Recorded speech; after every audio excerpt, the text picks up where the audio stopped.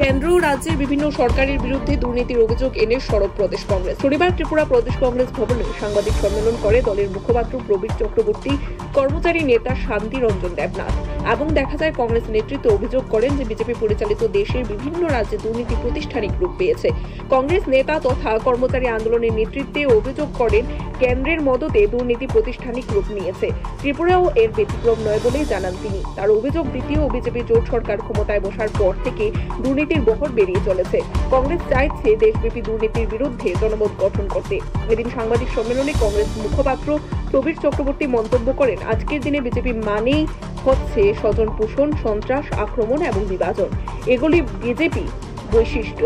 তিনি অভিযোগ করেন 2014 সালের পর থেকে দেশে বিভিন্ন ক্ষেত্রে কোটি কোটি টাকার দুর্নীতি এবং প্রবীর বাবুর অভিযোগ রয়েছে যে সরকারের ঘনিষ্ঠরা ব্যাংক থেকে কোটি কোটি টাকার ঋণ নিয়ে দেশ থেকে পালিয়ে গেছে।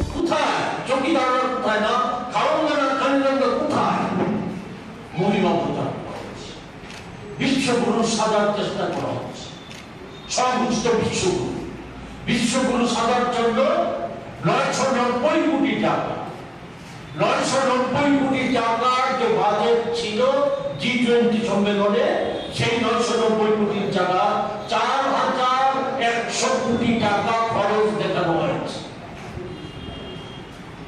কে নেবে? দিতে হবে না?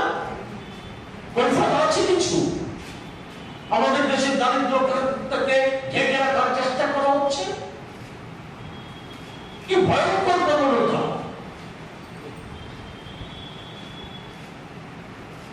ধৃষ্টতা কোন জায়গায় গিয়ে দাঁড়িয়েছে? আমাদের কথা না, কংগ্রেসের কথা।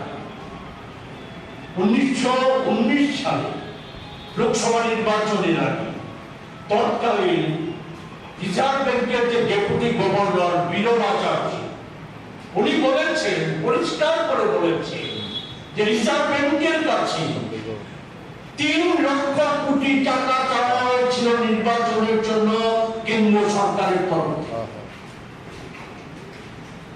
আমাদের সৌভাগ্য, রিজার্ভ ব্যাংকের অন্যায় চাপ-অন্যায় প্রস্তাবের কাছে মাথা নত করেনি। আমরা গর্বিত, রিজার্ভ ব্যাংকের ডেপুটি গভর্নর, তৎকালীন গভর্নর এগুলো খুলাসা করে বলে দিয়েছে। কিন্তু শব্দ আছে, প্রতিবাদ ধান দিয়ে দুর্নীতির খবর প্রকাশিত হয়েছে। 7 দিনের বেশি সময় অতিক্রান্ত হয়েছে। এই সময়ের মধ্যে সরকারকে কোনো প্রতিবাদ করতে আমরা দেখিনি। আমরা অপেক্ষা করেছি যে ঘটনা সরকার কি বলে। সরকার কোনো প্রতিবাদ করে, সরকারকে কোনো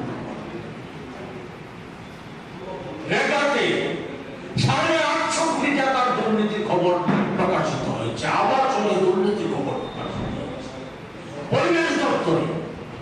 সেখানে এক শিল্পপতি, এ রাজ্যের শিল্পপতি, বাজারের শিল্পপতি।